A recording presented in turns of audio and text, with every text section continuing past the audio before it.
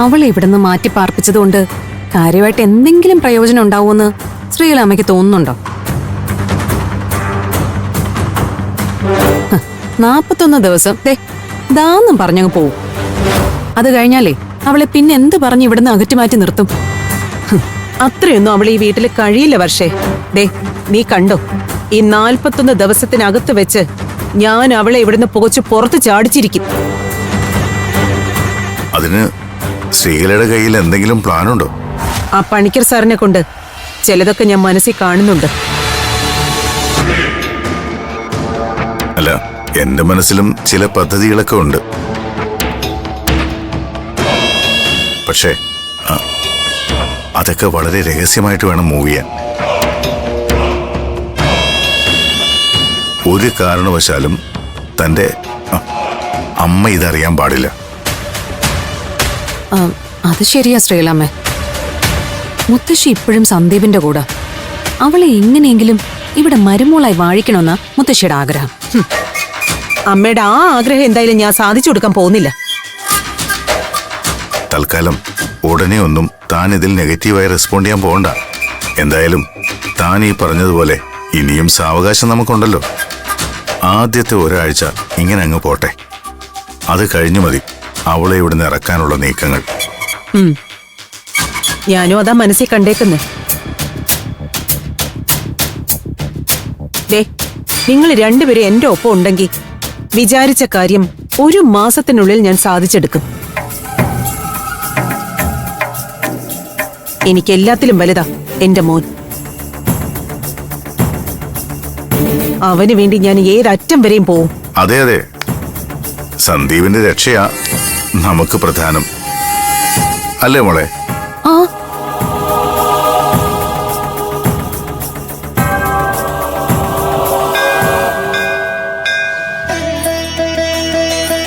ഇന്നലെ പുലർച്ചയ്ക്ക് ആ സ്വപ്നം കണ്ടത് മുതൽ ഞാൻ ആകെ വിഷമത്തിലാണ് വിദ്യാമ്മേ. ഒന്നാമത് നേരിൽ പോയി അന്വേഷിക്കാൻ പറ്റിയ ദൂരത്തിലല്ല ദേവൂട്ടി. അവിടെ എന്തെങ്കിലും അനർത്ഥം സംഭവിച്ചിട്ടുണ്ടാവുമോ എന്നാ എന്റെ പേടി. അങ്ങനെ ആശങ്കപ്പെടേണ്ട കാര്യമൊന്നുമില്ല. എന്തെങ്കിലും ഉണ്ടെങ്കിൽ സന്ദീപ് അവിടുന്ന് വിളിക്കുമായിരുന്നല്ലോ. വിദ്യാമ്മേ, ഇതൊന്നും നമ്മളാരും അറിയണ്ടെന്ന് അയാൾ വിചാരിച്ചെങ്കിലോ? പുലർകാലത്ത് കണ്ട സ്വപ്നമായതുകൊണ്ടാ എനിക്ക് ഇത്രയും ആധി. എന്റെ മോളുടെ വൈകല്യം അവൾക്കൊരു നല്ല ജീവിതം ഇല്ലാതാക്കുമോ എന്നുള്ള ഒരാശങ്കയില്ല ഞാൻ. അകാരണമായ ആശങ്കയും ഭയവും ഒന്നും ദേവൂട്ടിയുടെ കാര്യത്തിൽ വേണ്ട കേട്ടോ. ജീവിതത്തിലെ ഓരോ പരീക്ഷണ ഘട്ടങ്ങളെയും അപാരമായ മനക്കരുത്തുകൊണ്ട് അതിജീവിച്ചവളാണ് ദേവൂട്ടി. മൂകാംബിക അമ്മയുടെ ഓമന പുത്രിയാണവൾ. അതുകൊണ്ട് തന്നെ ഏതു പരീക്ഷണ ഘട്ടങ്ങളെയും തരണം ചെയ്യാനുള്ള മനക്കരുത്ത് അവൾക്കുണ്ടാവും. അവളുടെ കാര്യം ഓർത്ത് ഒട്ടും ഭയപ്പെടരുത്. ആഗ്രഹിച്ചതുപോലൊരു വിവാഹബന്ധം അവൾക്ക് കിട്ടിയെങ്കിലും ദേവൂട്ടിയുടെ ജീവിതം ഇപ്പോഴും ഒരു പരീക്ഷണ ഘട്ടത്തിലാണ്. അവിടെ സ്വാഭാവികമായും പ്രതിസന്ധികൾ ഉണ്ടാവും. നമ്മൾ ആഗ്രഹിക്കുന്നത് പോലെ കാര്യങ്ങൾ സുഗമമായി പോകണമെന്നില്ല.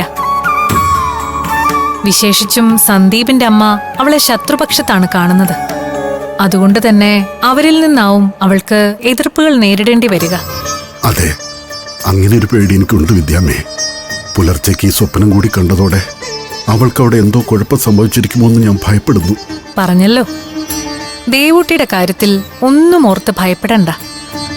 വിധിയുടെ പരീക്ഷണങ്ങൾ അവൾ മറികടക്കുക തന്നെ ചെയ്യും. ഇവിടെ വെച്ചാവുമ്പോ അവളുടെ വിഷമങ്ങളും പ്രയാസങ്ങളും കണ്ടറിഞ്ഞ് ഞാൻ അവളെ ആശ്വസിപ്പിക്കുമായിരുന്നു. ഇപ്പോ അതിനു പറ്റിയൊരു സാഹചര്യം അല്ലല്ലോ. അന്യനാട്ടില് ആരുടെയും സഹായമില്ലാതെ എന്റെ മോള്. ആര് പറഞ്ഞു അവള് തനിച്ചാണെന്ന്?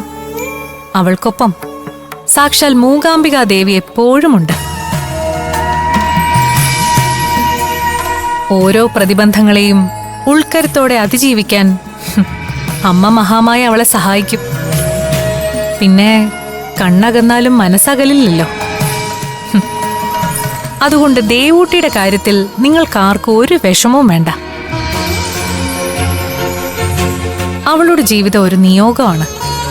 അഹന്തയും അഹംഭാവവും കൈമുതലാക്കിയ കുറച്ചുപേരെ സത്യത്തിന്റെ നേർവഴിയിലൂടെ നടത്താൻ അമ്മ മൂകാംബിക ദേവൂട്ടിയെ ഒരു നിയോഗമാക്കിയിരിക്കുകയാണ്.